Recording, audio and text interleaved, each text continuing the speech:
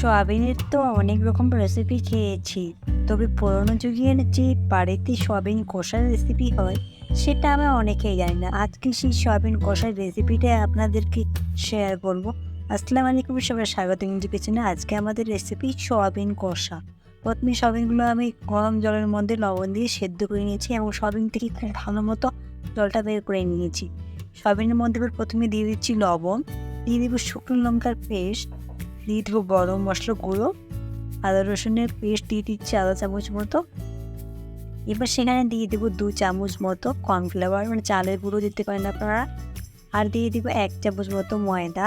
খুব ভালো মতো সমস্ত কিছু মেখে নেব সয়াবিনের সঙ্গে।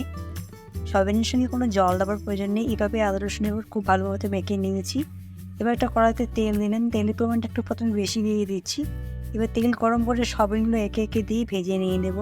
সমস্ত সয়াবিন আমি একে একে দিয়ে গ্যাসের ফ্লেমটা মিডিয়াম টু লো রেখে সয়াবিনগুলো ভেজে নিয়ে নেব লাল লাল করে। একটু হালকা করে নাড়িয়ে উল্টে দিয়ে দেবো, উল্টে পাল্টে করে সয়াবিনগুলো পুরো লাল লাল করে কিছুক্ষণের মধ্যে ভেজে নেব। এই রেসিপিটা আপনারা বাড়ি থেকে করবেন, ছোটো থেকে বড়রা ভীষণ পছন্দ করবে এই রেসিপি। এই দেখুন পুরো লাল লাল হয়ে গেছে। এবার সয়াবিনগুলো তুলে নিয়ে নেব। আপনারা এইভাবে ভেজেও সয়াবিনগুলো খালি মুখে খেতে পারেন, খুবই সুস্বাদু লাগে। সমস্ত সয়াবিন আমি এইভাবেই লাল লাল করে ভেজে নিয়েছি, দেখতেই পাচ্ছেন।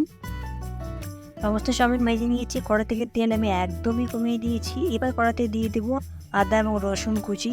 প্রথমে আদা রসুন কুচিটা কিছুক্ষণ নাড়িয়ে ভেজে নিয়ে নেব। ভালো মতো কিছুক্ষণ ভেজে নিয়েছি। এবার দিয়ে দিলাম 1 চামচ মতো শুকনো লঙ্কার পেস্ট, আর দিয়ে দেবো কেটে রাখা কিউব করে পেঁয়াজ। পেঁয়াজের কতগুলো মাছ বরাবর কেটে আমি খোসা ছাড়িয়ে নিয়েছি।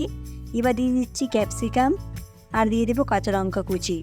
এবার এখানে বলি, আগে যদি লোক ক্যাপসিকাম ইউজ করতো না, পেঁয়াজের কলি ইউজ করে, তো পেঁয়াজের কলি ছিল না বলে এখানে ক্যাপসিকাম আপনারা যে কোনো একটা ইউজ করলেই হবে। খুব ভালো মতো কিছুক্ষণ ভেজে নিয়ে নেবো নাড়িয়ে। গ্যাসের ফ্লেমটা একদম লো রাখবো, নাহলে পেঁয়াজগুলো লেগেই পড়ে যেতে পারে। কিছুক্ষণ ভেজে নিয়ে এবার সেখানে দিয়ে দেবো টমেটো কেচাপ। টমেটো কেচাপ 1 চামচ মতো আমি দিলাম, দিয়ে আর দিয়ে দিচ্ছি সয়া সস। এটা খুবই অপশনাল। খুব ভালো মতো সমস্ত কিছু মিশিয়ে নিয়েছি। যদি সসটা পড়ে যায় তো নিচ থেকে একটু জল দিয়ে দিবেন, জাস্ট নিচ থেকে লেগে না পড়ে যেতে পারে। আমি খুব ভালো মতো কিছুক্ষণ মিশিয়ে এটা রান্না করে নিয়ে নেবো। গ্যাসের ফ্লেমটা একদমই লো রাখছি। এবার স্বাদটা ব্যালেন্স করে চিনি দিয়ে দিলাম, আর দিয়ে দিলাম সাধারণ যে লবণ। খুব ভালো মতো আবারও মিশিয়ে নিয়ে নেবো। মিশিয়ে পেঁয়াজটা খুব ভালো মতো রান্না করে নিয়ে নেবো। দেখুন পেঁয়াজ খুব ভালো মতো রান্না করা হয়ে গেছে। এবার দিয়ে দিচ্ছি ভেজে রাখা সয়াবিনগুলো। সয়াবিনের সঙ্গে সমস্ত কিছু ভালো মতো মিশিয়ে নিয়ে নেবো। আপনারা যদি ড্রাই রাখতে চান, মানে শুকনো রাখতে চান, তাহলে এই পর্যায়ে নামিয়ে নেবেন মিশিয়ে কিছুক্ষণের মধ্যে। এটা আমি রাইসের সঙ্গে সার্ভ করবো, তাই গ্রেভি রাখবো। এবার একটা পাত্রের মধ্যে আমি এখানে চালের গুঁড়োগুলি দিয়ে দিলাম। এতে কী হয়, খুব ভালো গ্রেভিটা আসে এবং খেতেও আরও খেতে লাগে। বাড়িতে অবশ্যই এইভাবে একবার ট্রাই করে দেখবেন। এবার জলটা দিয়ে দিব আর একটু পরিমাণ অনুযায়ী। জল দিয়ে এটা ঢাকনা দিয়ে বেশ কিছুক্ষণ রান্না করে নেব। দেখুন কিছুক্ষণের মধ্যে জলটা কতটা গাঢ় হয়ে গেছে। এভাবে গ্যাসের ফ্লেমটা এবার নামিয়ে নিয়ে নেব। গরম গরম এবার রাইসের সঙ্গে সার্ভ করে দেবেন। ভিডিওটি ভালো লাগলে লাইক কমেন্ট শেয়ার করবেন, চ্যানেলটি সাবস্ক্রাইব করতে একদমই ভুলবেন না। ফেসবুক থেকে দেখে ফলো করে দিয়ে দিবেন। আজকের মতো এখানে দেখা হবে নতুন একটি ভিডিওতে। ভালো থাকবেন, সুস্থ থাকবেন, এইভাবে পাশে থাকবেন।